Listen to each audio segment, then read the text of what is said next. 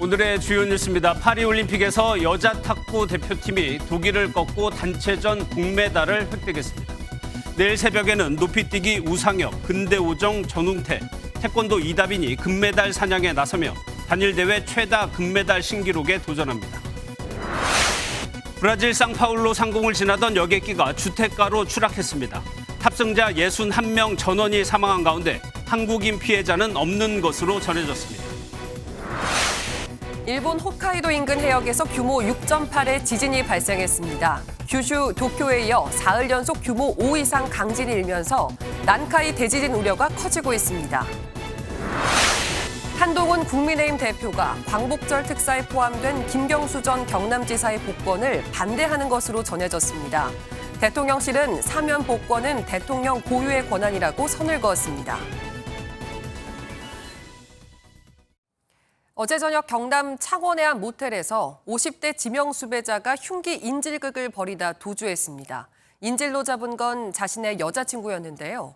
수감 중 병원 치료를 이유로 교도소를 나왔지만 복귀하지 않아 3개월 넘게 쫓기고 있던 이 남성. 눈앞에서 놓치게 된 이유가 참 황당합니다. 안진우 기자입니다.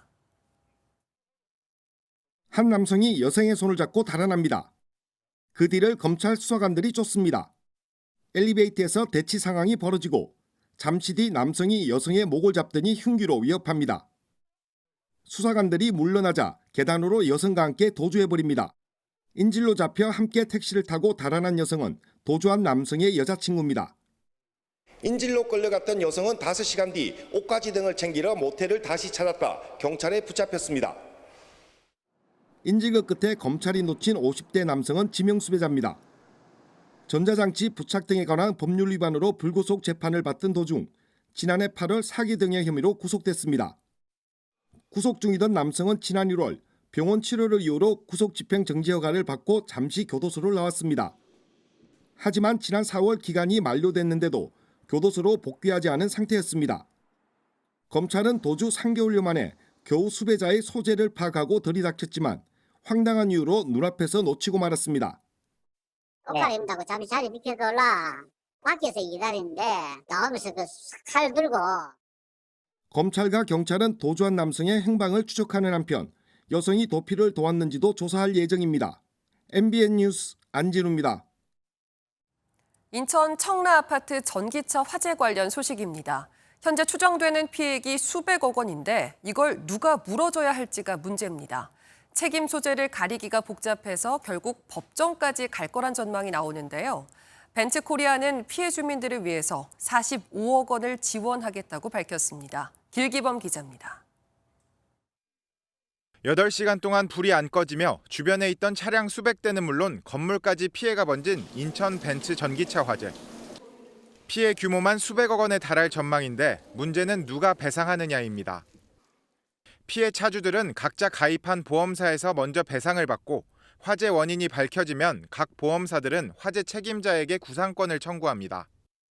벤츠 차주가 제때 정비를 받지 않았거나 부주의가 발견되면 벤츠 차주에게, 벤츠 차량 혹은 탑재된 중국산 배터리의 문제로 드러나면 각 제조사에 구상권을 청구하면 됩니다.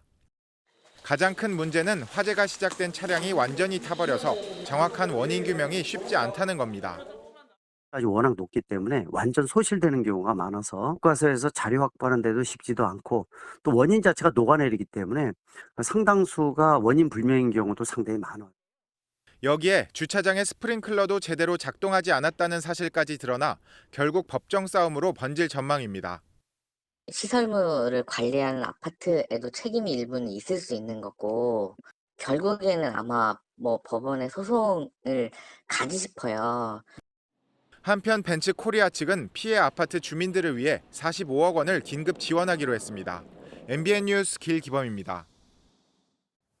이번 사고 이후 전기차 충전 시설을 지상으로 옮겨야 한다는 목소리도 나오지만 이게 현실적으로는 쉽지가 않습니다. 요즘 아파트들은 대부분 지상엔 주차장이 없고 공원이 조성돼 있기 때문인데요. 사고가 난 청라 아파트 역시 그런 경우였습니다. 김경기 기자입니다. 지은 지 2년 된 서울의 한 아파트입니다. 차량이 출입문으로 다가오더니 바로 지하 주차장으로 들어갑니다. 지상으로 올라가는 길은 이사차 등 비상 차량만 가능합니다. 반대편 출입구도 마찬가지입니다. 차량이 전부 지하 주차장으로 들어가는 것, 지상에는 주차면이 없기 때문입니다. 수요자들이 아파트 선택에서 쾌적한 환경과 안전에 방점을 두면서 지상층은 갈수록 공원화되는 추세입니다. 강화된 기준에 따르면 이 아파트는 20면 이상의 충전 시설을 설치해야 하는데 둘러본 결과 지상에는 그럴 공간이 없었습니다. 100세대 이상이면 신축은 전체 주차면 수의 5%, 구축도 2% 이상 전기차 충전 시설을 설치해야 하는데 쉽지 않은 겁니다. 일부 아파트나 기업에선 지상으로 충전 시설을 옮기려는 움직임도 있지만 반대하는 단지도 적지 않은 것으로 알려졌습니다. 그렇죠. 문제가 있을 것 같고. 근데 뭐 안전만 생각하면 지하보다 지상이 나을 것 같기도 하고요. 서울시는 일단 신축 시설부터 지상 설치를 원칙으로 한다는 방침이지만 기축단지는 재원 마련 등 방법이 마땅치 않아 관련 당국의 고민은 깊어질 전망입니다. MBN 뉴스 김경입니다.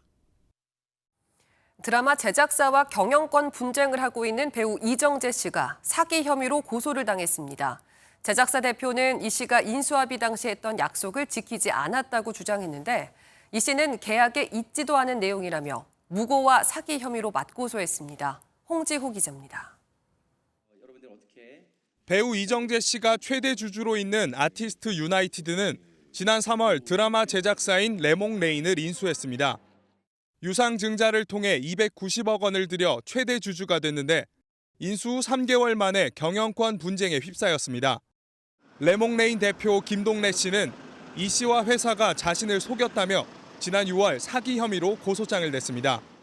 인수 조건으로 내건 공동 경영과 미국 투자 유치 약속을 지키지 않고 기업 사냥에 나섰다고 주장했습니다. 이정재 씨 측은 사실 무근이라며 반발했습니다. 경영을 함께하기로 합의된 것이 없었고 투자 유치 역시 기업의 성장 방안에 대한 아이디어였다며 김 대표를 맞고소했습니다. 계약서에 있는 대로 경영권 이전을 해야 될 의무가 있는데 그 의무 이행을 거부하신 거죠. 무고죄 및 사기죄로 맞고소를 제기한 상태입니다. 김 대표에 대한 고소인 조사를 마친 경찰은 이정재 씨 측에 대한 조사를 거쳐 혐의 유무를 정할 계획입니다.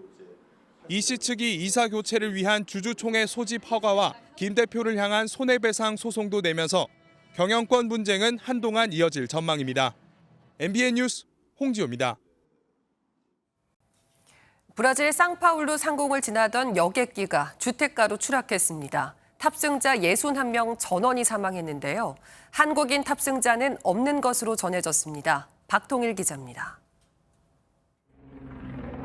중심을 잃은 비행기 한 대가 원을 그리며 수직으로 떨어집니다. 추락 현장 주변으로 비행기 잔해가 널브러진 채 불에 타고 있습니다. 주택가 인근에서 벌어진 사고로 비행기 추락부터 사고 이후 모습이 고스란히 포착됐습니다. Na hora que eu vi o barulho do avião caindo, eu olhei pela janela de casa e vi no momento que ele caiu. Do jeito que ele caiu, eu já saí correndo de casa. 사고 여객기는 현지 시각 9일 오후 1시쯤 브라질 상파울루 인근 비네두 지역을 지나는 중이었습니다. 여객기에 타고 있던 승무원과 승객 61명은 전원 사망했습니다. 주택 마당으로 추락했지만 지상에 있던 주민들의 인명피해는 없었습니다. 탑승자 가운데 한국인은 없는 것으로 전해졌습니다. 행사 도중 비행기 사고 소식을 접한 룰라 다시우바 브라질 대통령은 참석자들과 희생자를 추모하는 시간을 가졌습니다. Eu tenho que ser portador de uma notícia muito ruim e que eu queria que todos se colocassem de pé. 사고 여객기는 유럽 항공기 제조사의 ATR-72 기종입니다. 지난해 1월 네팔에서 착륙 도중 추락해 72명의 사망자를 냈던 항공기와 같은 기종입니다. 당시 사고 원인은 조종사 실수로 최종 보고됐습니다. 브라질 당국은 현장에서 수거한 블랙박스를 분석해 사고 원인을 조사하고 있습니다. MBN 뉴스 박통일입니다. 일본은 지금 지진 때문에 떨고 있습니다. 사흘 연속 규모 5 이상의 지진이 발생하면서 100년에 한 번 온다는 거대 지진, 난카이 해곡 대지진 우려가 확산하고 있는데요. 일본 정부는 처음으로 거대 지진 주의보를 발령하고 비상사태에 대비하고 있습니다. 윤지원 기자입니다. 불 켜진 열차가 선로 위에 멈춰섰습니다. 어제 저녁 8시쯤 일본 도쿄 인근에서 발생한 지진으로 인해 열차 운행이 일시 중단된 겁니다. 오늘 낮 12시 반쯤에는 일본 홋카이도 인근 해역에서 규모 6.8의 지진이 발생했습니다. 그제 일본 규슈 앞바다에서 규모 7.1의 강진이 발생한 것을 시작으로 사흘 연속 규모 5 이상의 지진이 발생하며 일본에서는 난카이 해곡 대지진 공포가 확산하고 있습니다. 南海トラフ地震の想定震源域では新たな大規模地震の発生の可能性が平常時と比べて相対的に高まっていると考えられます。 난카이 해곡은 시즈오카현에서 시코쿠까지 이어지는 구간으로 100년에서 150년 간격을 두고 규모 8에서 9의 거대 지진이 발생하는 것으로 알려졌습니다. 30년 이내 발생 확률이 최대 80%인데 최악의 경우 32만 명의 사망자를 낼 것으로 예측됩니다. 동일본 대지진의 17배가 넘는 수준입니다. 일본 정부는 사상 처음으로 거대 지진 주의보를 발령하고 앞으로 일주일은 지진 발생에 대비하라고 당부했습니다. 揺れの強かった地域にお住まいの皆様は自治体の避難情報のほかテレビ、ラジオ、インターネットなどの情報にも注意しつつ行動いただくようお願いを申し上げます。 기시다 일본 총리도 예정됐던 중앙아시아 순방을 취소하고 비상사태에 대비하고 있습니다. MBN 뉴스 윤지원입니다. 국민의힘 한동훈 대표가 김경수 전 지사 복권에 부정적인 입장인 것으로 알려졌습니다. 그러자 대통령실은 사면 복권은 대통령 고유 권한이라는 점을 강조했습니다. 대통령 결정 사항에 여당 대표가 반대하는 상황이 되자 여권에선 유난 갈등이 반복되는 것 아니냐는 우려도 나오고 있습니다. 먼저 유호정 기자의 보도 보시고 뉴스 추적에서 자세히 짚어보겠습니다. 김경수 전 지사가 복권 대상에 오르자 한동훈 대표는 민주주의 파괴 범죄를 반성하지도 않은 사람에게 정치를 하라고 복권해주는 것에 공감하지 못할 국민이 많을 것이라고 말한 것으로 전해졌습니다. 댓글 조작 사건으로 징역 2년을 선고받고 복역하다 재작년 사면된 김 전 지사는 지금까지 자신의 범죄를 인정한 적이 없습니다. 이번 사면은 저로서는 받고 싶지 않은 선물을 억지로 받게 된 셈입니다. 원하지 않았던 선물이라 고맙다고 할 수도 없고. 이에 대통령실 관계자는 어떤 것도 결정된 바가 없다면서도 사면 복권은 대통령 고유 권한이라고 밝혔습니다. 지도부 출범 이후 갈등을 경계했던 당정이 김 전 지사 복권을 놓고 이견을 보이게 된 셈입니다. 한 대표 측 핵심 관계자는 사면 복권은 대통령 권한임을 전제로 민심을 살펴야 한다는 뜻이라고 밝혔습니다. 김 전 지사의 복권은 오는 13일 국무회의에서 윤석열 대통령 재가를 통해 최종 확정됩니다. MBN 뉴스 유호정입니다.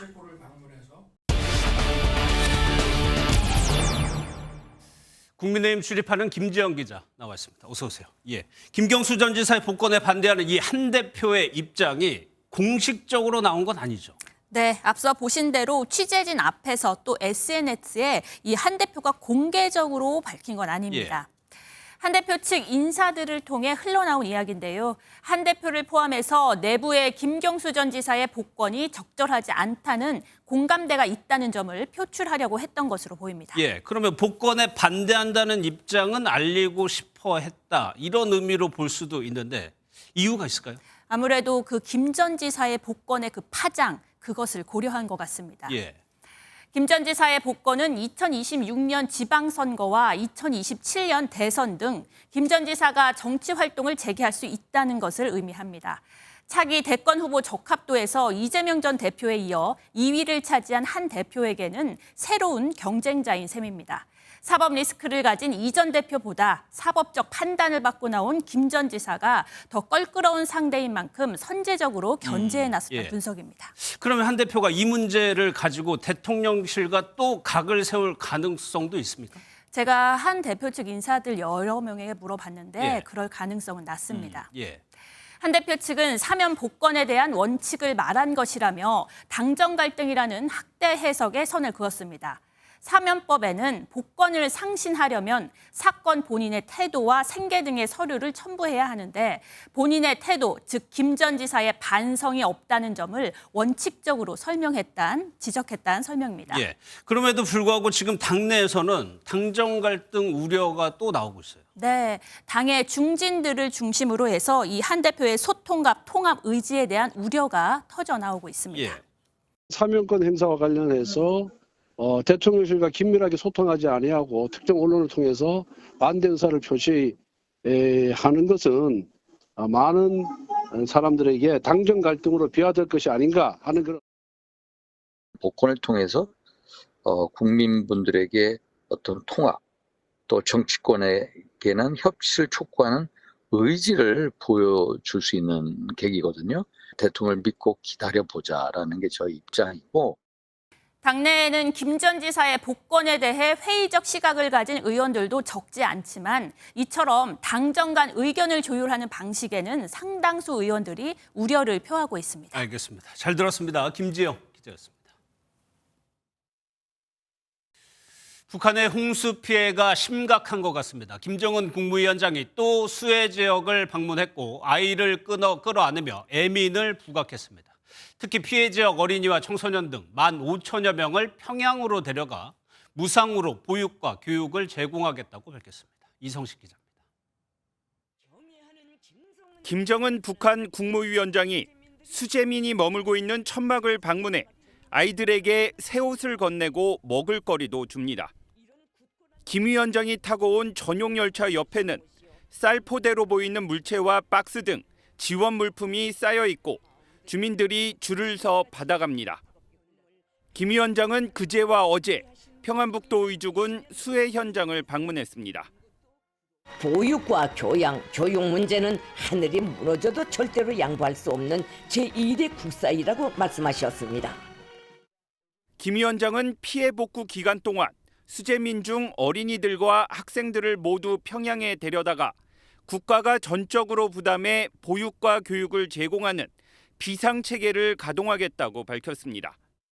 국가가 수해 피해민들을 직접 보호하고 또 미래까지 책임지겠다는 이제 그런 모습을 보여주는 거죠. 굉장히 자극적인 리더십을 지금 보여주는 거고.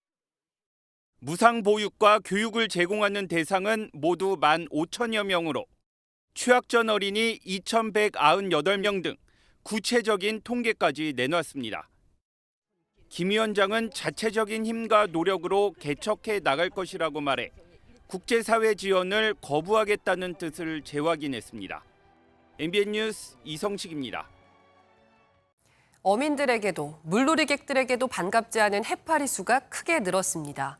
폭염이 바다도 뜨겁게 만들었기 때문인데요. 이맘때 해파리 출몰이 잦은 동해안뿐만 아니라 오랜 수도권 쪽 바다까지 북상했습니다. 윤기란 기자입니다. 해수욕장 안전요원이 연안에 퍼진 해파리를 건져내 올라옵니다. 해파리 촉수요? 경북 포항과 영덕 해상에선 그물로 해파리 수거 작업이 한창입니다.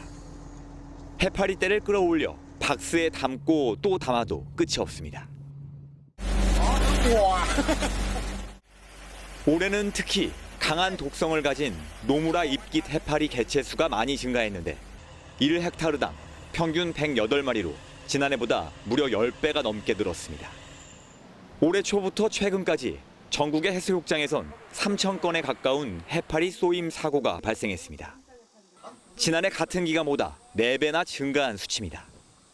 주로 호남권 서해에 많이 출몰한 보름달 물해파리는 수도권 바다까지 북상했습니다. 이곳 시화방조제 바다의 평균 수온이 최고 27.4도까지 올라가면서 지난달 100제곱미터당 한 마리만 발견됐던 해파리가 이번 달엔 최대 20개체까지 늘었습니다. 약독성이다 보니까 민간인들이 접해서 다친다기보다는 어구에 달라붙거나 어구 속에 들어가서 어획물이랑 같이 섞이게 되면 행여나 해파리에 쏘이면 즉시 물 밖으로 나와 바닷물이나 생리식염수로 해당 부위를 씻고 45도 안팎 온도로 찜질해야 통증을 줄일 수 있습니다. MBN 뉴스 윤기란입니다. 요란한 소나기가 자주 쏟아지는 요즘입니다. 번개가 지면까지 내려오는 낙뢰 현상도 잦아지고 있는데요. 며칠 전엔 한 남성이 이 낙뢰에 맞아 심정지 상태로 병원에 이송되는 일도 있었죠. 어떤 것을 조심해야 하는지 강세현 기자가 알려드립니다. 번개가 번쩍이며 밤하늘을 가릅니다. 여름철엔 대기가 불안정해지며 번개가 자주 발생합니다. 번개가 지면까지 내려오는 낙뢰 현상도 늘어나는데 지난해 여름 설악 해변에 낙뢰가 떨어져 1명이 숨지고 5명이 다쳤습니다. 어떨 때 낙뢰 위험이 커지는지 실험했습니다. 한 모형엔 금속 물질을 장착시켰고 다른 모형은 조금 더 높은 곳에 세워뒀습니다. 낙뢰를 발생시키자 높은 곳에 있는 모형으로 떨어집니다. 팔찌라든가 시계라든가 작은 금속물은 낙뢰 위험성하고 상관이 없습니다. 높이가 더 중요한 요소이기 때문에. 우산이나 낚싯대를 드는 건 키를 높이는 것과 비슷한 효과를 내기 때문에 위험합니다.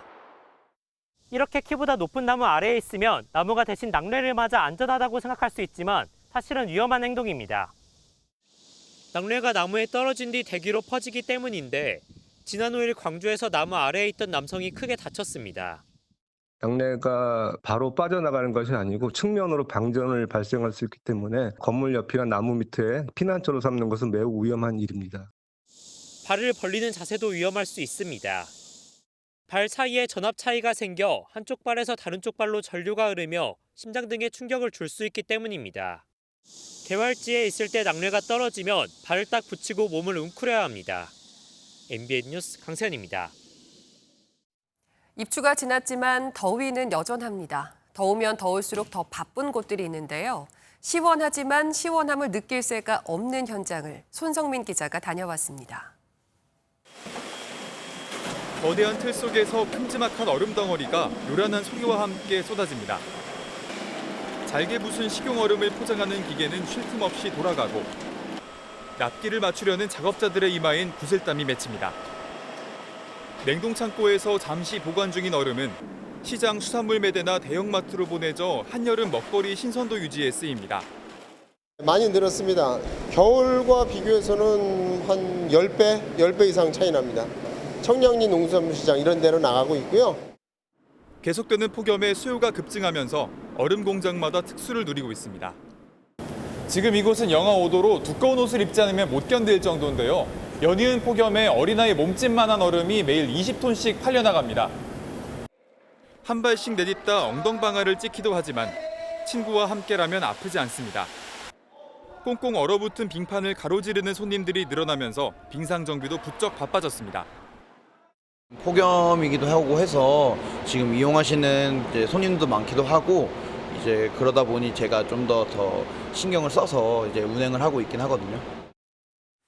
여름철 대표 먹거리인 냉면집도 분주하긴 마찬가지입니다. 서울 동대문구에서 49년 동안 냉면을 파는 사장님은 무더위가 고마울 정도입니다. 주말에는 한 1,500분 그렇게 오십니다. 너무 더우면 저희 입장에서는 장사는 잘 돼서 좋은데 손님들이 힘드실까 봐. 당분간 폭염의 기세가 수그러들지 않을 것으로 예고된 가운데 더울수록 더 바빠지는 사람들의 땀방울도 늘어가고 있습니다. MBN 뉴스 손성민입니다. 멸종 위기종 야생동물인 오소리가 경기도 하남의 한 아파트에 출몰했습니다. 포획 금지 동물이지만 사람을 물기까지 하는 공격성을 보여서 잡기로 했는데요. 오소리에게도 사정은 있었습니다. 전민석 기자입니다. 이른 새벽 오소리 한 마리가 아파트 분리수거장에 들어와 쓰레기를 뒤지더니 유유히 사라집니다. 최근 이 오소리가 산책로에서 종종 목격되는가 하면 주민들을 습격하는 일이 잇따랐습니다. 다리를 깊게 물리고 팔이 부러진 주민까지 있었습니다.